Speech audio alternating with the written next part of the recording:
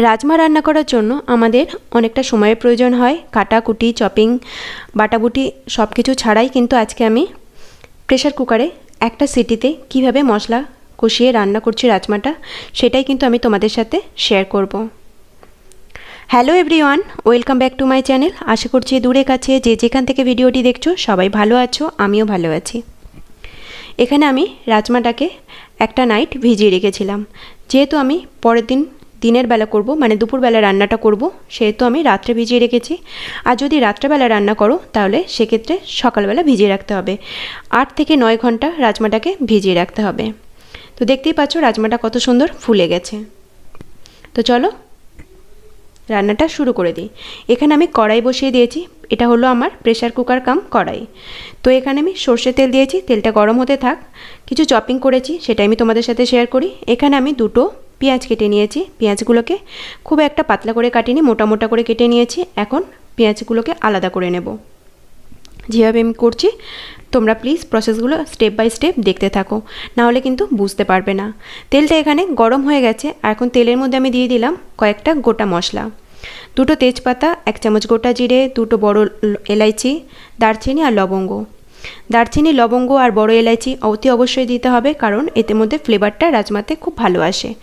তেলটা গরম হয়ে গেছে, মশলাটা একটু হালকা ফ্রাই করে এর মধ্যে আগে থেকে কেটে রাখা পেঁয়াজটা দিয়ে দিলাম।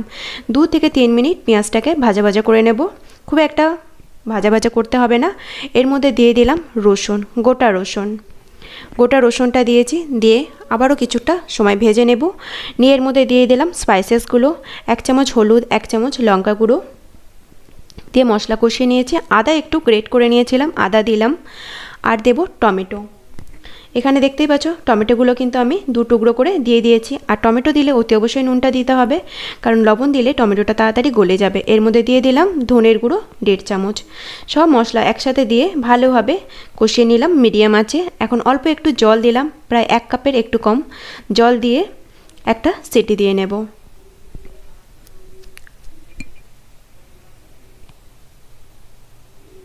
সিটি দিয়ে সিটিটা রিলিজ হওয়া পর্যন্ত ওয়েট করলাম। দেখো এখানে মশলাটা প্রায় আমার হয়ে গেছে কষানো। এবার এই যে টমেটোর ওপর দিয়ে যে খোসাটা আছে সেটা আমি তুলে ফেলে দেব।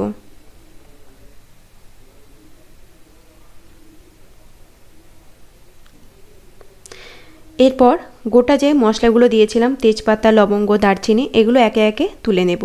আর এদিকে দেখো রসুনটা কিন্তু আমার সিদ্ধ হয়ে গেছে। এই পর্যন্ত ভিডিওটির সাথে যারা আছো আমার বন্ধুদেরকে একটাই রিকোয়েস্ট, প্লিজ ভিডিওটি যদি ভালো লেগে থাকে একটা লাইক করে দিও। তোমাদের একটা লাইক আমার এই ভিডিওটিকে কিন্তু অনেক অনেক বন্ধুর কাছে পাঠিয়ে দেবে, আর আমার অনেকটা উপকার হবে।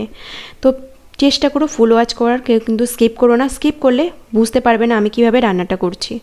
তো এখানে গ্যাসের ফ্লেমটা হাই করে দিয়েছি।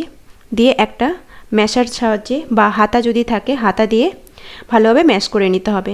তো বুঝতেই পারছো কি সুন্দর ম্যাশ করা হয়ে গেছে এবং গ্রেভিটা দেখো কত সুন্দর হয়ে গেছে।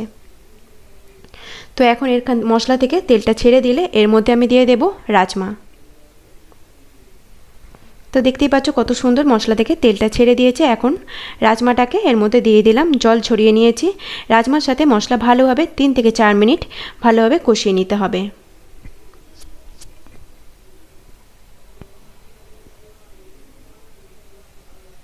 মশলাটা আমার কষানো হয়ে গেছে। এখন এর মধ্যে দিয়ে দেব গরম জল।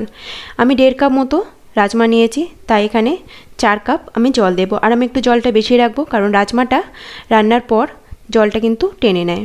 তো চেষ্টা করবে যে যেরকম ঝোল রাখতে চাও সেরকমভাবে রাখবে। যেহেতু আমি ভাত দিয়ে খাওয়া হবে তো সেহেতু একটু জলের পরিমাণটা বেশি রাখলাম। আর দিয়ে দিলাম টেস্ট মতো লবণ, আমচুর পাউডার 1/2 চামচ, আর দিলাম কাসুরি মেথি, গরম মশলা গুঁড়ো।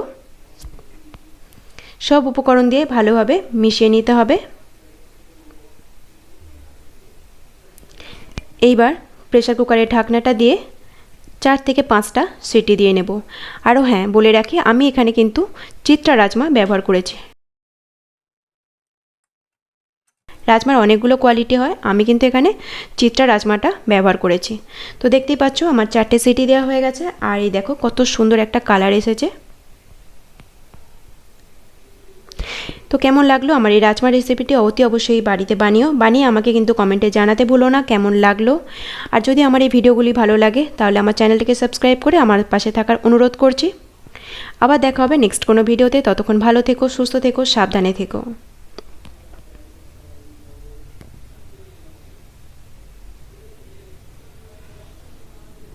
আর এতক্ষণ আমার সাথে থাকার জন্য সবাইকে অসংখ্য ধন্যবাদ।